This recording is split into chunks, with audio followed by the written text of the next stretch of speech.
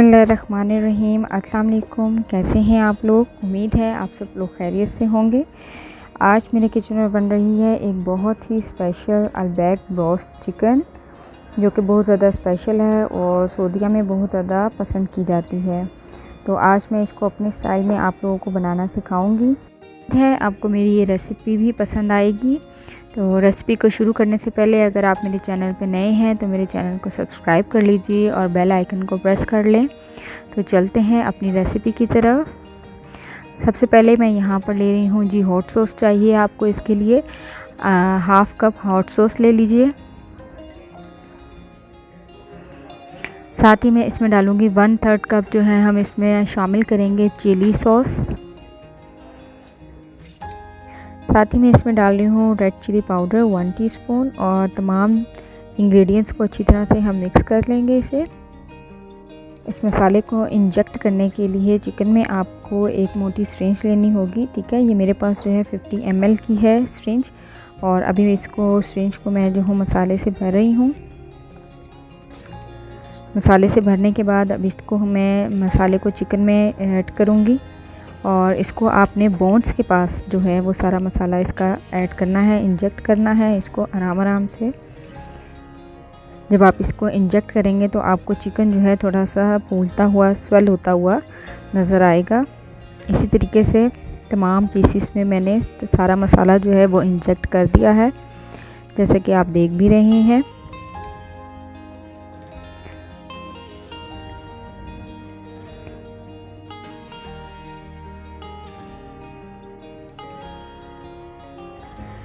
जो मसाला मैंने तैयार किया था उसको मैंने सिरिंज की मदद से चिकन के अंदर इंजेक्ट कर दिया है। और अभी अगर आप देख सकते हैं तो आपको ये चिकन जो है बोन्स के पास से हल्का सा स्वेल हुआ नज़र आएगा, मतलब फूला हुआ नज़र आएगा जब आप इसमें मसाले को ऐड करेंगे, ठीक है। तो ये आप देख सकते हैं।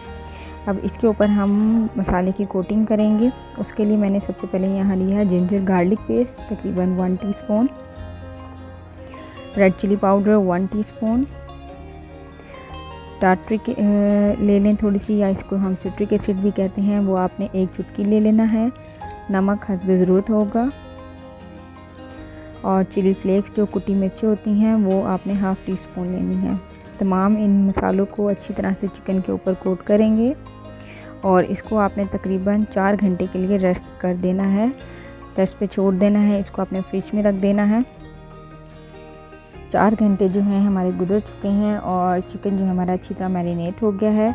अब हम इसको मैदे में कोट करेंगे और जैसा कि आप देख रहे हैं अच्छी तरीके से आपने इसे मैदे में कोट करना है। साथ ही इसको पानी में डिप करेंगे। अगेन आप इसको मैदे की कोटिंग करेंगे अच्छी तरीके से, ताकि आपके क्रम्स जो हैं वो बेहतरीन बन सकें।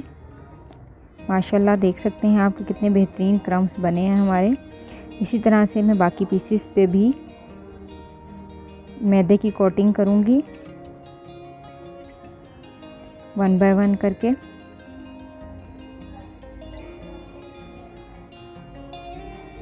ये आसान तरीके से मैं आपको बनाना सिखा रही हूँ। आप मेरी इस रेसिपी को घर में ट्राई कीजिए।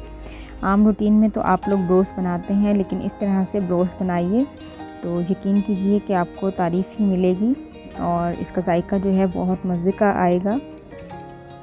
तो मेरी इस रेसिपी को ज़रूर ट्राई कीजिएगा और मुझे ज़रूर फीडबैक दीजिएगा।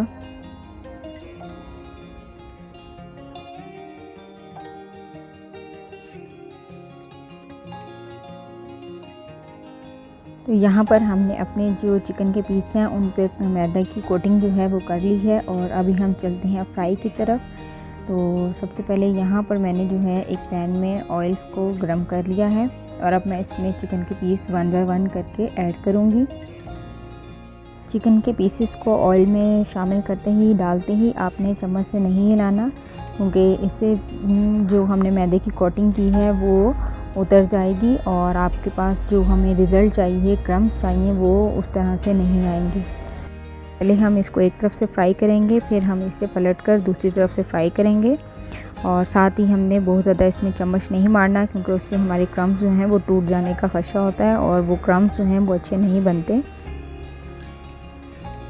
ایک طرف سے ہمارے پیسز جو ہیں وہ فرائی ہو چکے ہیں تھوڑے سے، تو اب میں ان کو پلٹ رہی ہوں تاکہ دوسری طرف سے بھی یہ فرائی ہو جائیں۔ جیسا کہ آپ دیکھ بھی رہے ہیں، بہت احتیاط سے آپ نے ان کو پلٹنا ہے۔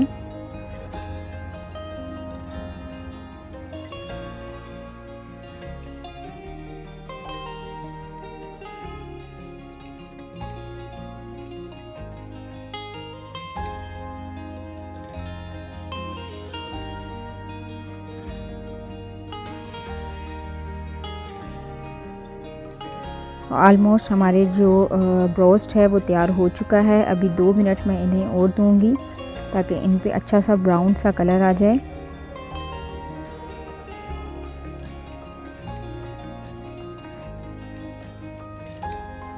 آپ دیکھ سکتے ہیں کہ ہمارا بروسٹ جو ہے وہ تیار ہو چکا ہے، اور اب ہم انہیں ڈش آؤٹ کر لیں گے، اور پھر میں آپ کو اسے ڈش آؤٹ کر کے آپ کو دکھاؤں گی کہ یہ کس طرح سے بنے ہیں۔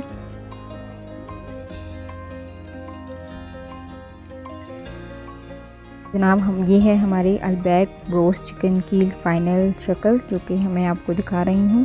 بہت ہی عمدہ شکل ہے اور خوشبو تو بہت ہی مزے کی آ رہی تھی۔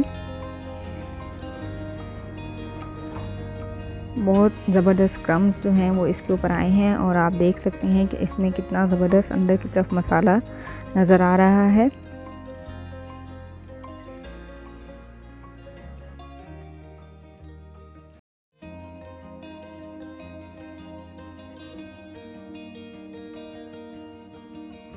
آپ کو ونگز کا پیس بھی دکھاؤں گی۔ یہ دیکھیں، جب ہم اس میں مسالہ اندر کی طرف انجیکٹ کرتے ہیں تو یہ اندر کی طرف ہمیں اسپائسینس جو ہے اس کا چکن کے اندر بھی آ جاتا ہے، جس کی وجہ سے اس کا ٹیسٹ جو ہے وہ دوبالا ہو جاتا ہے، اور یہی چیز جو ہے البیک کو جو ہے وہ ڈفرینٹ کرتی ہے باقی تمام بروسٹ سے۔